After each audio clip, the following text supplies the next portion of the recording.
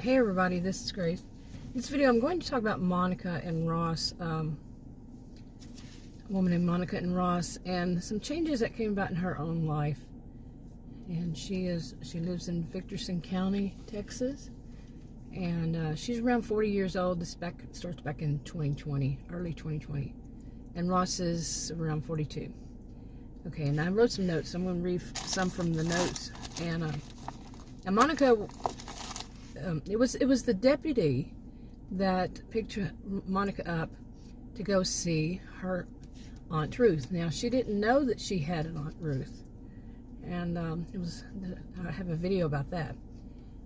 Now, she was told that it was for her own safety, and told to pack and would be taken to what's called the JKL Ranch, and she would be staying there for the duration of the investigation of her Aunt Ruth's case. Now, that's about basically all she was told.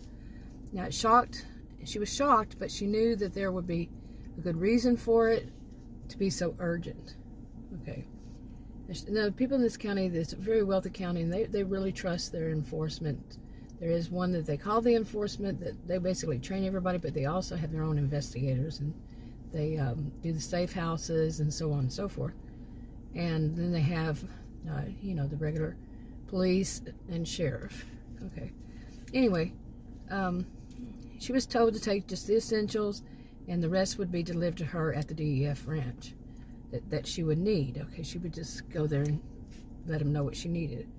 Okay, she had to leave her cell phone there on the kitchen table, but she could delete anything that she wanted to first. Okay, she had to leave it because they could, the people involved could possibly track her, and they didn't want that. So she would be given a secured line for all the calls in and out from the JKL Ranch. And the same for her work computer, she had to leave that there too. And she would get another one as secured. Now it was not the sheriff, but it was the Deputy Ross, who picked her up. Now, he was stationed on the first floor in the JKL Ranch. He actually, during this, he was there. He lived there. And he has to live there too. And he was on the same floor with Monica, Ruth, Doc, Rick, and Pam, his sister. She's also a doctor. And she was, also some of the elders were on that side. And they had on the other side, and they have a different deputy. The same two were for upstairs. There was deputies on each side. Okay, so basically they had guards there, some kind of security there. But these were actually, law enforcement, the sheriff's department, from the sheriff's department. And they would be there 24/7, 365. They would have people who were guarding them. They would also have other people too.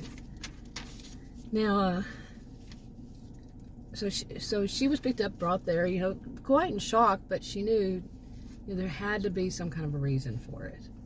And she was quite shocked that she had an aunt in the first place. Like I said, there was a whole video all about that.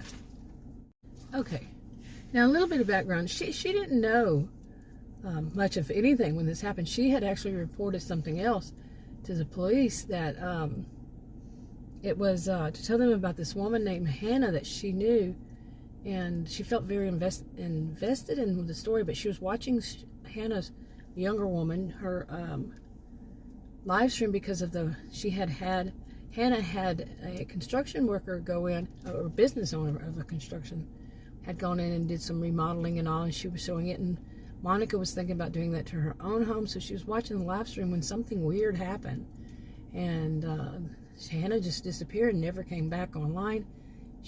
Monica eventually reported it, and so from there, all these other things started happening, and they started happening really fast. And Monica just, went with it, because she knew there must be a reason. There must be a reason for all that. And so there she is. She's at this JKL Ranch, and she's basically told to, go ahead and settle in and all that. Now, once she got to the DEF, did I say anything different? It's DEF Ranch. Deputy Ross escorted her directly to the elders. Now, the elders of the county, they basically run the county, and they were all mainly, they didn't have that many. They were on one ranch, and these were dude ranches, and it was called the XYZ Ranch, and they were all stationed, all there before all this started happening. They were there. They basically lived in the ranch. That dude ranch was a little bit different, and but then they got divided up because of everything going on, which is quite a mystery exactly what. But there were threats and all this. So the one that she wound up was that they did it by alphabetical order, and VW was just VW, Victor's World.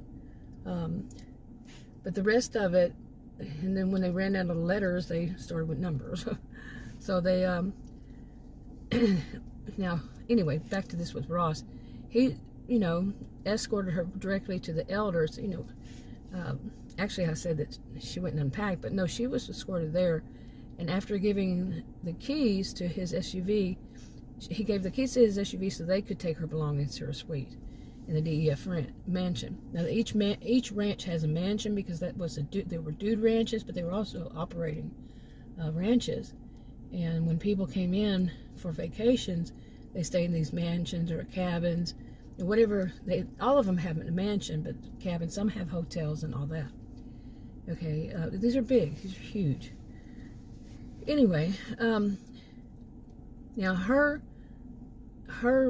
place in the mansion, it has a conjoining door to her Aunt Ruth's room.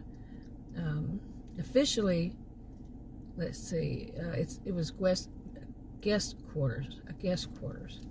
Now, after they sat down when they went to see the elders, Ross had to stay with her, and he and the elders had all basically introduced themselves, and then they explained all about why her Aunt Ruth, and all others were in danger. Okay, as far as they knew, they didn't know everything then. Okay, she was shocked by it all, all of what she was told, and after that, they gave her a moment, like 20 minutes, for all of them to grab some food. They had like a buffet style that had been set up in the room next to the conference room that they were in, and it had restrooms inside and all that. When they got back, she had a notepad and other information sitting on the table in front of her. So let's see, like a pen and all that. Time. It was. They told her it was time for more information, and she needed to write it down. Okay. Now, one of the elders had known about her job at for the pharmacy. She basically, the county itself, Victorson County, they don't really have too much to do with the outside world. Basically, they're secluded. They have one little small, very small county to the very south of them, and it's a big, big as far as acreage, wide. And the other one is kind of big, but not very populated. Neither is Victorson. But Victorson is more populated, and they're very wealthy. The other county is the opposite. This one, they knew that she was the only pharmacy, not tech. She was in pharmaceutical sales, and she would basically go to the big city, and then she was the only one that the county would let come in to do sales, and that's because she was from there, and they didn't want any other people. They didn't like outsiders. They actually had it locked down, and they don't want any outsiders coming in at all anyway. This is early 2020, like I said. Now, one of the elders had known about her job with the pharmacy before what she did, and after investigating her, they learned that she's actually an LPC, licensed professional counselor, but she doesn't use it. She not too much, she liked what she was doing in this other job. Now, they explained why they had to investigate her during the rest of the meeting. They, with everything going on, like all the threats to the elders, to many people, the group members, and she is she's also one. And they told her it was because of the lockdowns and the situations that they had mentioned, in the first part of the meeting, and they told her that her job as the pharmacy rep is over until things got resolved. They had somebody else that were going to do that, but not her. Okay. Now the pharmacies were on lockdown, which is where the pharmacists lived in their own houses attached to them, and either over or under. And so each one of them would be doing their own. Everything was to be delivered to the patients, and same for the doctors, everything. And that was in Technology, Texas, within the county. And they had warehouses too, a couple warehouses, and they dedicated it to, get the medications delivered there. Okay, actually I wrote the notes in here. It says that I wrote that they told her that they would deal directly with her boss and the pharmacy companies. They would. And they told her that they knew that she is an LPC, so they asked her to consider being one of the few, but growing, counselors for the county. Residents all over the county had dedicated phone lines, and they would do them over the phone. Like I said, it's early 2020. And these dedicated phones, they're secured, and they only dial residents of the county. That's all they do. Now there's one county that's always, one town that's always pretty much, at first, they're not involved, they're not included, and that's a town that's called the Outlaws in Texas. The Outlaws, Texas. It's got a history. And so anyway, now the computers were only connected to their own social media. Within the rest, not in the Outlaws, but the rest is called Virtual County. And they had a special program being developed for the counselors to do things like, they're counseling over, over the computer or over the phone. But those who were doing it, it was all secured. Okay, they were going to do it over the internet. Okay, so they have it for the same thing for all the patients, clients. Now in hers, as she's a counselor, it would be clients. Okay, but some think of them as patients. Okay. Like I said, that she was told to keep notes and to think it over. Now, nobody has to do what they say. Of course, they have all their freedoms. The elders and all, they keep within the law. But people who grew up there, it's part of their culture, and they know if the elders suggest something, they should listen. Okay. Now, she was free to leave but they let her know right off. They're very open. They give the information they need. They said that she would be in grave danger.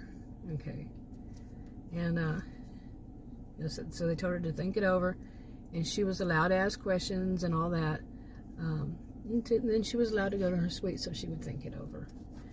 Could be by herself to think it over what she wanted to do. Like I said, most people there, they hear something the elder said, and they said, okay, I'm going to do what they tell me. There's reasons behind it, and they're used to this. It's not full disclosure, but they disclose enough of anything in the county. Like the group members, they were original group of geeks, and they expanded, and they helped to make the county rich too.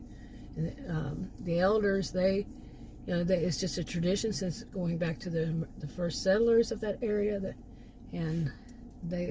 Once they get to a certain age, whatever age it is at whatever time, always go back far.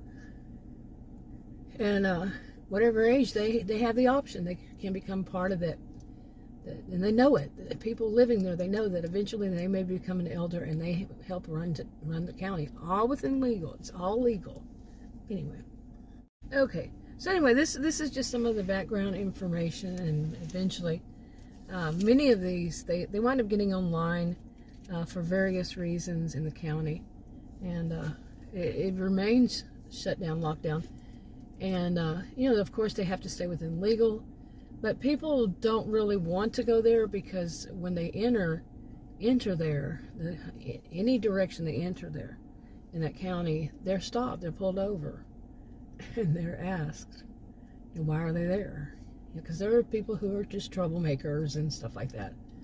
And they, at first they have people, they come in or out, people who are residents, they come in or out, they know that they're going to have to be stay in one of the hotels on the exits or whatever is there, they're going to have to stay there in quarantine for 2 weeks until they can go home. And they're doing everything within the legal, like I said. But this is hypothetical fictional story. Okay, they all are. They're part of a series, so within something hypothetical fictional, they can make their own rules. So, but I try to keep it within the actual law, even though these are fiction. Okay, these are fiction. They're all copyrighted to me, even the rough drafts, everything that is about these stories. And read the disclaimers in the description box below this video on YouTube. They should be there unless there's a glitch or something. But anyway, this is a part with Monica and Ross getting started. I wrote these. Let's see, I wrote those back on, let's see, August 19th and 20. And I have one more of 2021, by the way. I have one more about Monica and another woman. I also have several others. This series is on more than one channel, not the same, this different storylines on each channel that I have them on. And eventually they combine all together, but when it gets the time, I'll link them. Anyway, and I have more like about Ross. But I don't have any about Ross. I have them in a binder and looking at it. But there are other people on this part, like Francesca.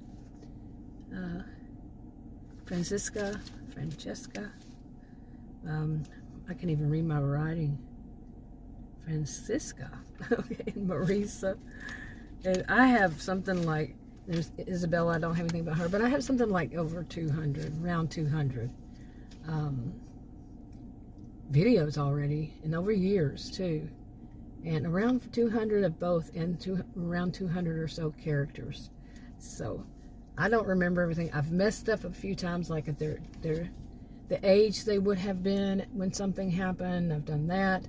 I'm human. But these are rough draft recordings. Some of them, the whole stories, like there's a story here. And they're rough draft recordings, and they're really rough, some of them. And they help me to organize, and plus going back and listening, I say, oop, I made an error, like today I noticed it again. That I said something about 25 years when it was more around 30 to 35 years prior. So anyway, that's it for this one. I'll talk to you on another video. Bye.